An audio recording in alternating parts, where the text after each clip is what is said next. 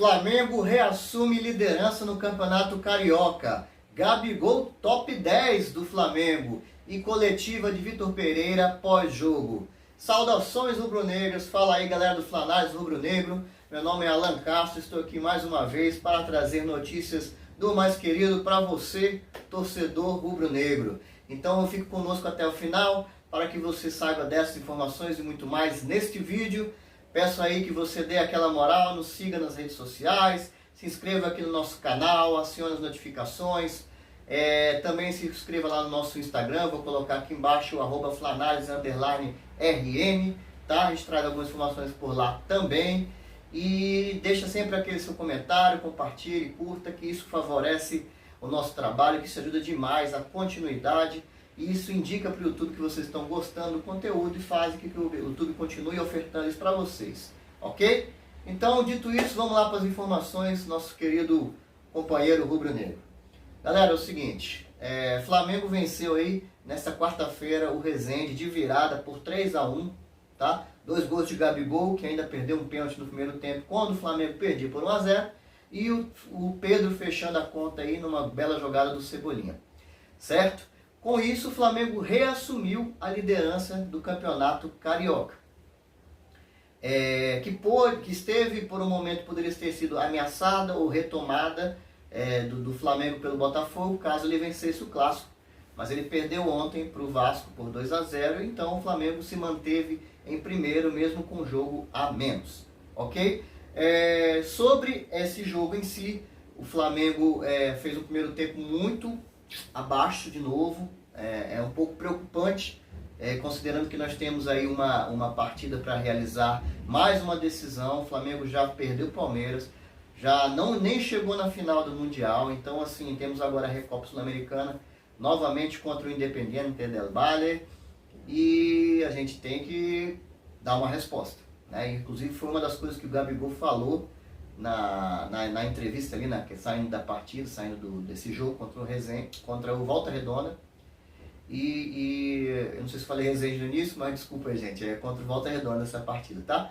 Ele falou sobre isso, que eles precisam dar uma resposta, que o Flamengo não esteve bem nessas 2 decisões, e é mais uma oportunidade que o Flamengo tem. Como são 2 jogos, né, eu fico um pouco mais confiante, queria saber a opinião de você aí, torcedor rubro-negro, porque há margem para que você, mesmo que erre, mesmo que cometa os mesmos erros bobos que o Flamengo vem cometendo, de repente no segundo jogo ajustar, corrigir, jogar melhor e sair vencedor desse confronto, e nós vamos torcer e apoiar como sempre, ok?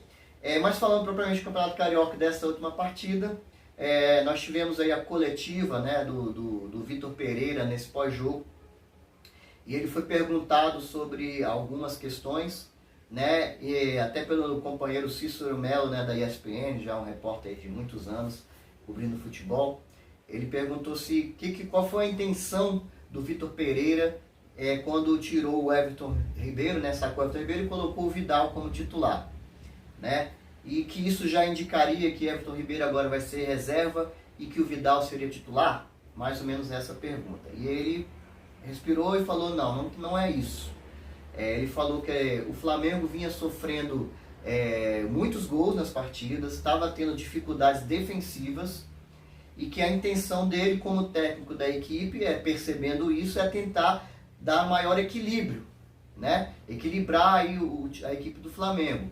Reforçou um pouco o meio de campo, que como eu até falei no vídeo anterior, em termos de embates aí na disputa na partida, o Flamengo tem sido muito... tem sofrido, os adversários têm jogado melhor que o Flamengo nessa região do campo, né? E que o Flamengo tem ficado abaixo na hora de produzir, e isso foi uma das intenções dele, mas que quando o Everton Ribeiro entrou, né, na partida, até por conta do Gerson que se machucou no primeiro tempo, no lance que era para ter sido expulso, o jogador do Volta Redonda, não me recordo aqui o nome dele, mas mais uma vez passaram a mão, prejudicaram o Flamengo, o jogador já tinha cartão amarelo e foi uma falta dura na cara do juiz, o Gerson já tinha passado, então merecia o segundo cartão amarelo e a consequente expulsão. Então, Vitor Pereira disse que o Everton Ribeiro, aliás, todos que entraram, mas enalteceu o Everton Ribeiro, entrou muito bem, mudou o jogo, foi a partir deles aí que as principais jogadas do Flamengo no segundo tempo fluíram, e que foram responsáveis também pela vitória do Flamengo. Então ele disse que isso vai ser avaliado jogo a jogo, foi uma tentativa, que ele precisa testar outras formações, né, até para fazer essas mudanças durante as partidas, a mudança tática, mudança de posicionamento e tal, conforme os adversários. Volto a dizer, um dos motivos pelos quais se escolheu, né, o Vitor Pereira e sua comissão, porque ele tem essa leitura, ele consegue fazer isso. Mas, gente, um mês de trabalho, um pouco mais, não é passando pano, mas realmente teve pouco tempo para você estabelecer tudo isso. Você não conseguiu, às vezes, nem treinar direito um esquema tático, uma formação, quanto mais essas variações que são importantes. Beleza? O que mais que ele falou aqui?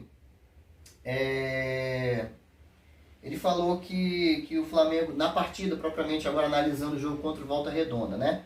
Ele falou que o Flamengo no primeiro tempo, o jogo não fluiu, o Flamengo ficou atrás das linhas defensivas do Volta Redonda e estava tendo dificuldade, não conseguiu, que essa tentativa, tal qual falamos aqui, não foi bem, não deu a resposta que ele esperava. Então, galera, ainda sobre o jogo aí,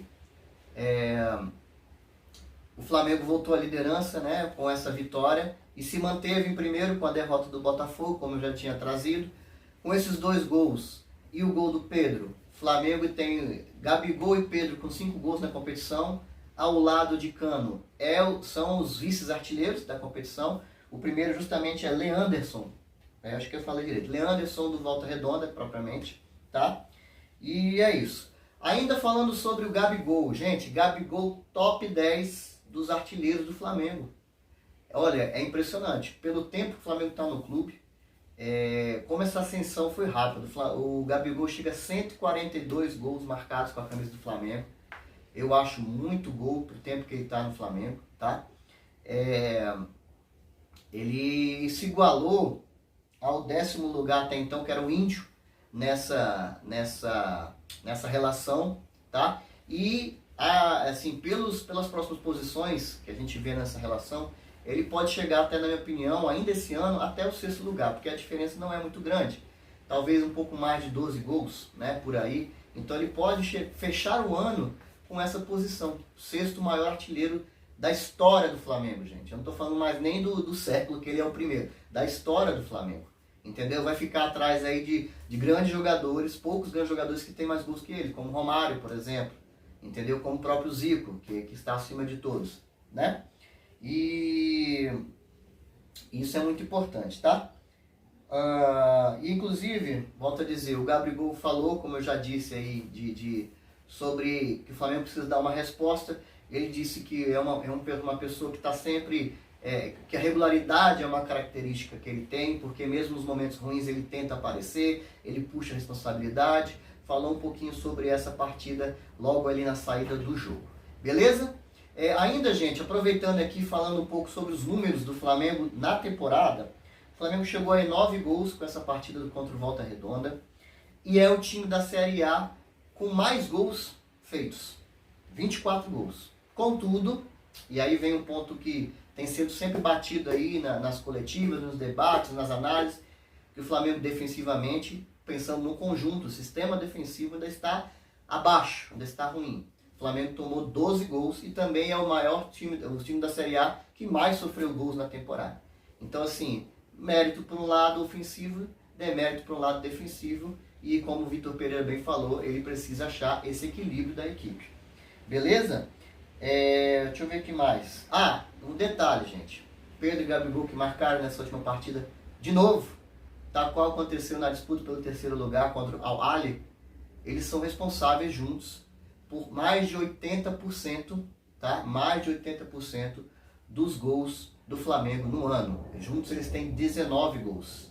É muito gol. E se fosse para tirar, realmente, na minha opinião, não dá para mexer nessa dupla lá na frente que está funcionando. Ela está sendo efetiva. Eles têm 19 dos 24 gols do Flamengo. Como é que você vai retirar um desses dois, né? Então é isso, gente. Deixa eu passar para o próximo assunto. Galera, mais uma informação aqui. Segundo o Observatório do Futebol do Centro Internacional de Estudos do Esporte, tá? Lançou aí uma lista das categorias de base mais valiosas do mundo, tá? Do mundo. E aí eles têm os critérios para se avaliar, a quantidade de temporadas aí que o atleta está na equipe, né? É uma faixa etária específica. E o Flamengo está nesse top 10 do mundo, se eu não me engano, na 9ª posição. Outros clubes como São Paulo e Santos também fazem parte dessa lista, tá? E o clube estaria avaliado, segundo o levantamento desse observatório, né, desse centro internacional, em 438 milhões de euros, né? O valor que passa aí basicamente quase alcança 2 bilhões e meio de reais. É uma coisa realmente impressionante. Não se sabe quais são os critérios utilizados, mas o fato é que o Flamengo nos últimos anos, até por conta dessa gestão mais organizada, por tudo que vem acontecendo no clube, você organiza a casa, você estrutura as categorias de base, isso foi feito lá atrás. Tá? Eu até quero fazer uma menção aqui honrosa e justa a Patrícia Amorim ainda, enquanto presidente do clube, que resolveu mexer bem nessa parte estrutural, não só da sede do Flamengo, mas de outros pontos também, né?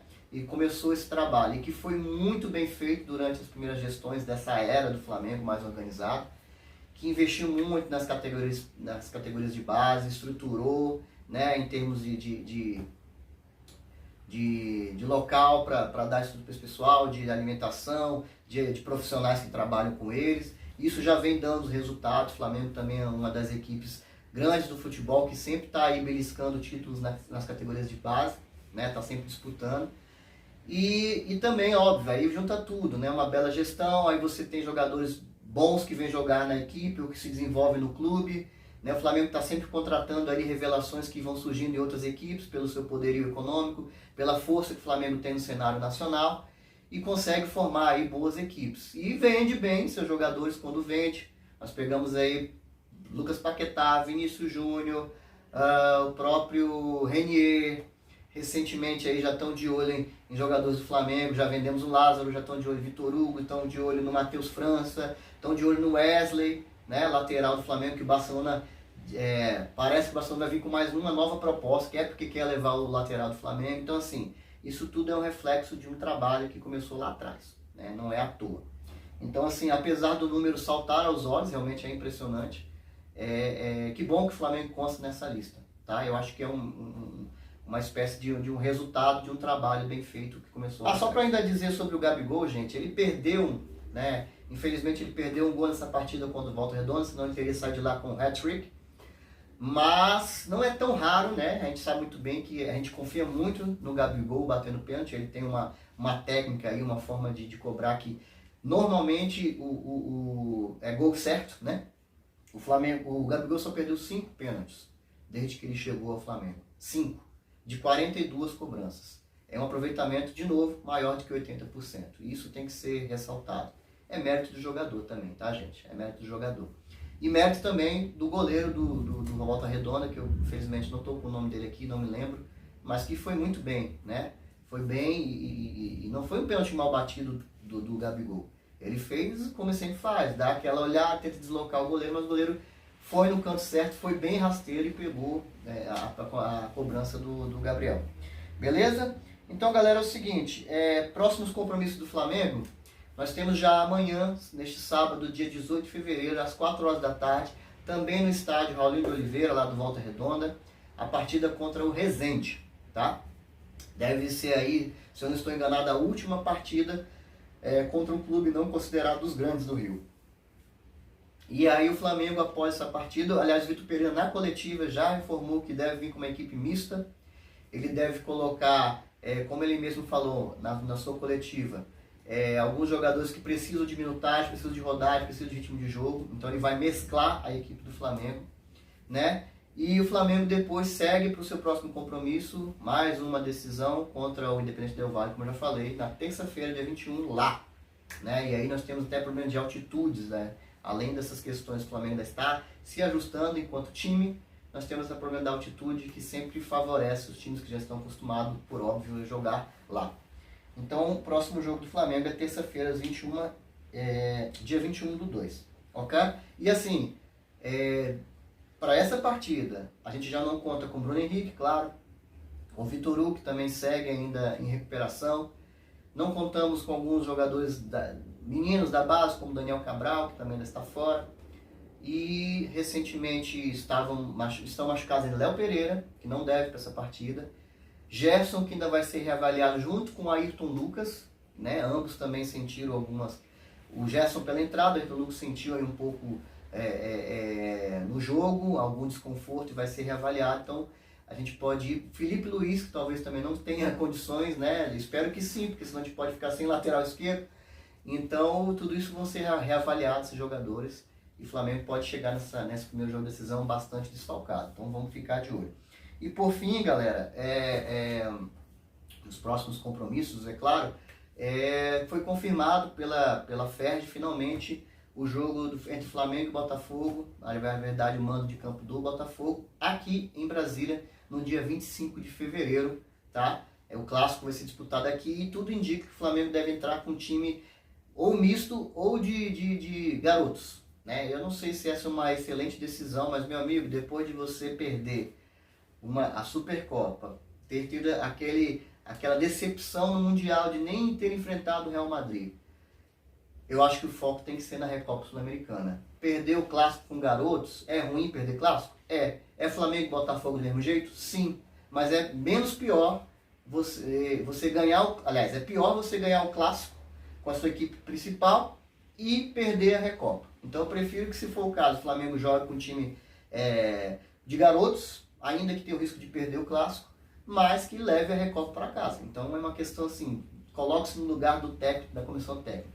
Né? O que seria prioridade? Apesar de ser importante, né? Porque o Botafogo é um dos que está disputando a liderança e é um clássico, mas realmente a Recopa tem que ser a prioridade nesse momento. E depois disso o Flamengo ainda vai ter já 2 clássicos, provavelmente na sequência, então teria, entre aspas, tempos para se recuperar de uma derrota contra o Botafogo. Para fechar, galera, o nosso vídeo aqui, tem saído aí alguns youtubers que cobrem o Flamengo, tem lançado essa notícia no ar. Aí eu não sei se é clickbait, se é sensacionalismo, ou se eles estão muito bem informados com alguns contatos internos.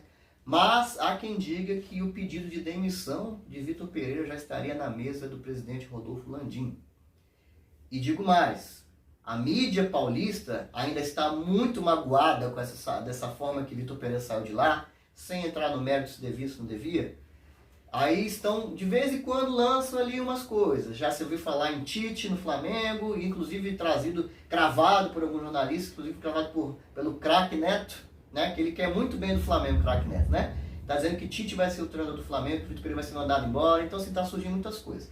E agora, mais recentemente, um repórter, jornalista aí da Jovem Pan, que é o Vanderlei Nogueira, teria trazido informações de que o Vitor Pereira teria recebido sondagens ou até propostas de clubes da Premier League, de clubes ingleses. Bom, não sei, gente. Eu sei que isso ia acontecer, era esperado. Quando teve essa questão, essa polêmica com o Vitor Pereira, ele veio para o Flamengo, a gente sabia que a gente ia ser atacado de qualquer lugar, principalmente se ele não desse resultado. Mas ainda não deu tempo, gente, de ele entregar os resultados. Se chegarem no meio do ano, a gente viu que não evoluiu, o Flamengo só perdeu, está ruim, aí o Flamengo tentou o direito de sentar com ele e falar, meu amigo, realmente, infelizmente não deu. Mas assim, a gente não pode, o que eu quero dizer com isso, você torcedor rubro-negro que apoia o Flamengo, que torce para o Flamengo, você não pode cair nessa estratégia, como diz no filme Tropa de Elite, dessa galera que é contra o Flamengo, que quer o mal do Flamengo, e principalmente da mídia bairrista de São Paulo, não são todos, tá, galera? A gente sabe muito bem que tem umas peças ali que agem dessa forma, que está torcendo para o insucesso do Vitor Pereira, né? E ainda mais ele estando no Flamengo. Ele torceria para o insucesso do Vitor Pereira se ele tivesse saído da mesma forma para qualquer outro clube. Mas estando no Flamengo potencializa isso, porque são as 2 maiores torcidas, né? Então assim, por favor, gente, nesse momento a gente tem que acreditar, a gente tem que apoiar, a gente tem que torcer para que isso dê certo e parar de ficar aí divulgando informações que às vezes nem são precisas, que a gente ouviu dizer, parar de ficar comprando esse discurso que é muitas vezes até iniciado, que é às vezes proposto, que é estrategicamente, maliciosamente colocado para destruir o trabalho do Vitor Pereira, que está no início, gente, 1 mês e pouco de trabalho. Nós tivemos 2 decepções? Tivemos, mas perder e ganhar faz parte do futebol. E é um trabalho de início. Não dá para se cobrar como ele tivesse há 2 anos na equipe do Flamengo. Eu continuo acreditando, acho que ele pode fechar o ano aí com uma temporada muito boa para o Flamengo, então vamos aguardar o desfecho disso tudo. Os representantes do técnico desmentiram essa informação. Aliás, não só desmentiram a informação, como disseram que o Vitor Pereira está focado no Flamengo, que o objetivo dele é realmente seguir no clube, desenvolver bom trabalho e alcançar alguns objetivos, que não é sair neste momento. Mas é o representante do cara, né? Ele vai dizer o quê? Não, é isso mesmo, chegou a proposta, a gente está avaliando com carinho porque a gente quer ir embora. Não vai falar isso também, né, galera? Mas enfim, só para registrar que essa manifestação já aconteceu dos representantes do técnico, ok? Eu sei que ele deve estar com muita dificuldade de exercer o trabalho com tanta gente bombardeando todos os lados. Então, reforço, nós flamenguistas não precisamos fazer o mesmo. Galera, agradeço aí quem assistiu o vídeo até o final. Reforço, peço que vocês, por favor, se inscrevam no canal, acionem as notificações, acompanhem nosso trabalho, nos ajude a crescer, nos ajude a continuar trazendo notícias do Mengão para você. Beleza? Saudações rubro-negras, até a próxima. Muito obrigado, valeu!